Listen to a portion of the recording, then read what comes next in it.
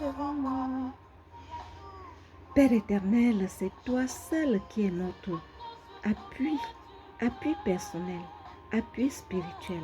C'est toi que nous célébrons, c'est toi que nous adorons en cette journée de célébration de l'entrée triomphale de Jésus-Christ à Jérusalem.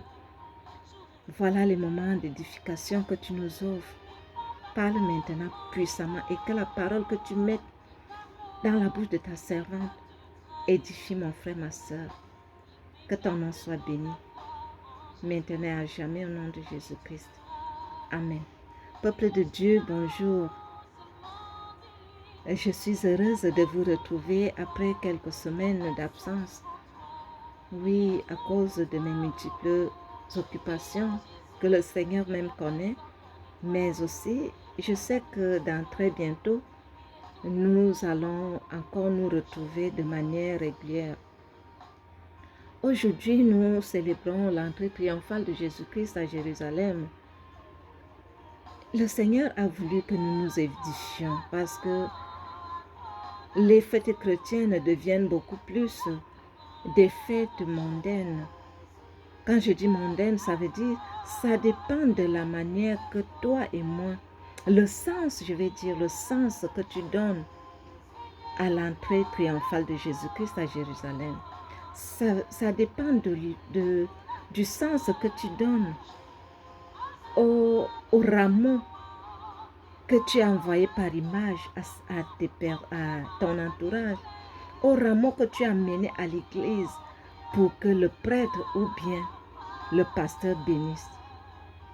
Tu donnes quel sens à ce rameau? Voilà, c'est autour de cette idée que notre édification va osciller ce matin. Pour le faire et pour mieux le comprendre, nous lisons l'évangile de Jésus-Christ selon Matthieu chapitre 21, verset 9. Et puis nous allons lire aussi le verset 15. Je lis au nom du Père, du Fils et du Saint-Esprit, il est écrit. Ceux qui précédaient et ceux qui suivaient Jésus-Christ criaient Hosanna au fils de David, béni soit celui qui vient au nom du Seigneur. Hosanna dans les cieux, dans les lieux très hauts. Verset 15. Mais les principaux sacrificateurs et les scribes furent indignés à la vue des choses merveilleuses qu'il avait faites, et les enfants qui criaient dans le temple, Hosanna au fils de David. Parole du Seigneur. Mes chers frères et sœurs dans le Seigneur, comme nous l'avons dit dans notre propos de tout à l'heure, quel est le sens que je donne au rameau de ce jour? Oui, nous n'allons pas beaucoup épiloguer, mais nous voyons ici que Jésus-Christ, lorsqu'il va son entrée à Jérusalem, il entame le chemin de sa mort. Mais en ce moment, les gens lui feront des éloges. Je vais d'abord m'arrêter. Tu dois comprendre, je dois comprendre à un moment de la vie, lorsque tu es réellement enfant de Dieu. Quand tu constates que les gens te font déjà des éloges, prépare-toi à une grande épreuve qui devrait t'amener à démontrer que tu es un enfant de Dieu. Oui, le Seigneur Jésus-Christ l'a vécu. Pendant que lui va mourir, les gens le glorifiaient, l'honoraient. Cela était déjà écrit. Toi aussi, sache que ta vie est écrite dans le livre de vie de Dieu. Et les étapes que tu traverses, les moments que tu connais, que ce soit des moments de bonheur ou des moments d'épreuve, je ne veux pas dire de malheur, mais d'épreuve, parce que pour un vrai enfant de Dieu, il n'a pas de malheur, il a surtout les moments des épreuves. Jésus-Christ entame son chemin pour aller être éprouvé. Il est venu pour cette épreuve et il va vaincre. Lui qui t'a donné l'autorité la puissance aussi. Toi qui as eu la foi en lui, tu as ce pouvoir intrinsèque qui t'amène aussi à surmonter, à tenir ferme face à toutes les épreuves. Ce qui a beaucoup attiré mon attention ce matin, que l'Esprit a voulu que nous partagions, c'est surtout le comportement des scribes. Les scribes sont indignés. Mon frère, ma soeur, tu dois comprendre, je dois comprendre. Quand tu es né avec une étoile, quand tu as une mission précise à accomplir, autant pour moi, lorsque tu vas poser des actes merveilleux, quand tu vas faire la volonté de Dieu, tu vas susciter l'indignation des pharisiens, des scribes, des personnes qui n'ont même rien à voir avec Dieu. Ils vont montrer l'apparence d'être avec Dieu, mais elles ne sont pas avec Dieu. Ces personnes vont se sentir indignées. Je vais parler, ces personnes ont des mauvais cœurs parce que dans le monde, dans la nature de l'être humain, il y a une catégorie qui a un mauvais cœur, une catégorie qui a un bon cœur. Cela se travaille.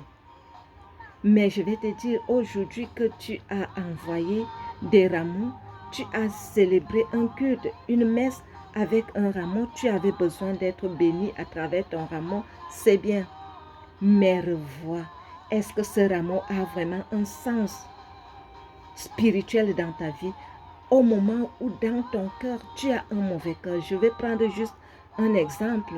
Peut-être même tu crois que, pourquoi on parle de mauvais cœur? Moi, mon cœur est bien, je fais du bien aux gens et tout.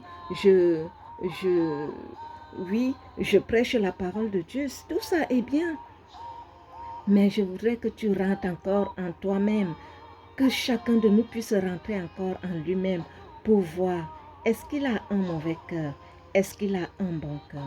Le signe, un signe qui démontre que nous avons, tu as un mauvais cœur est celui-ci. Celui qui a un mauvais cœur est jaloux.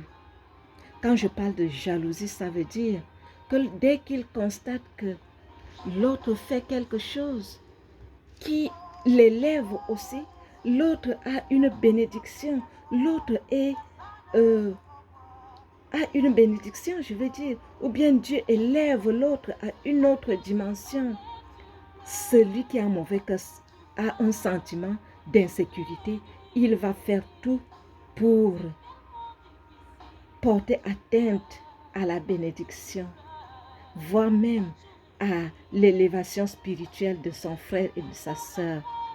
Il arrive à ces personnes qui ont le mauvais cœur de faire des alliances qui n'ont pas de sens, juste pour prendre un groupe de personnes et afin de porter atteinte à la spiritualité, afin de porter atteinte à la bénédiction, à l'élévation de l'autre. Tu dois comprendre, je dois comprendre. Donne un sens au rameau que tu as eu aujourd'hui en te détachant, en te déconnectant de ce mauvais cœur qui crée en toi des jalousies, ces jalousies qui sont même, cette jalousie qui peut t'amener à faire du mal à ton semblable. Oui, dans nos familles, nous le vivons. Lorsque l'autre réalise des choses, nous sommes bien avec. Mais lorsqu'un petit veut soulever la tête pour réaliser aussi, des jalousies naissent au fond de nous. Nous nous sentons en insécurité. On croit que celui-là veut ravir notre place privilégiée dans la famille. Et même dans l'église, ça se passe, et beaucoup plus dans l'église. Dans la maison du Père, il y a la place pour tout. Personne ne peut ravir la place de l'autre. Et Jésus-Christ et Dieu le Tout-Puissant a béni nous tous. Tu peux être béni aujourd'hui, mais accepte aussi que l'autre soit béni au moment où le Seigneur l'a prévu pour lui. Il m'est souvent arrivé de faire des constats. J'aime souvent assister à la célébration des mariages et même à la consécration des personnes à l'église. Tu vas voir, lorsque quelqu'un célèbre un mariage, les gens crient « Ah !» Ils font des cris de joie et tout, pendant qu'au fond, c'est un ronge de jalousie. Pourquoi ranges-tu de jalousie lorsque le Seigneur bénit aussi ton frère ou ta sœur? Pourquoi tu ranges de jalousie lorsque le Seigneur élève ta sœur, ton frère en dignité dans l'église? Il y en a pour nous tous. Le Seigneur Jésus-Christ entame la marche là où il va mourir, innocent qu'il était. Pour toi, pour moi, s'il était jaloux, il n'aurait même pas accepté de te donner la vie éternelle que tu as aujourd'hui. Mais ce n'est pas à toi aussi de faire des alliances sans nature, des alliances qui t'amènent à faire du mal à ton prochain à cause de la jalousie qui te ronge. Le Seigneur m'a envoyé te dire, détache-toi. Sinon, le rameau que tu as envoyé aujourd'hui ou bien tu as amené à l'église pour bénir n'aura pas de sens dans ta vie. Le chemin que le Seigneur entame aujourd'hui, c'est le chemin qui donne la vie à tous et non à une catégorie de personnes. Toi qui veux servir le Seigneur en esprit et en vérité, toi qui veux faire la volonté de Dieu, donne un sens au rameau que tu as eu à envoyer à ton entourage, au rameau que tu as amené à l'église pour bénir, pour que le pasteur ou bien le prêtre bénisse. Donne un sens spirituel à ce rameau. Détache-toi des œuvres, des scribes et des pharisiens qui se sont sentis indignés. Vous venez vous sentir indignés où? Dans la maison de Dieu, Dieu élève celui qu'il veut, quand il veut et comme il veut, au moment où il a prévu. Que celui qui a des oreilles pour entende ce que l'Esprit dit aux églises. Amen. Père éternel, merci parce que tu viens de nous édifier. Détache-nous, transforme-nous, habite en nous, afin que nous reflétions ton image sur la terre des vivants. Au nom de Jésus-Christ. Amen.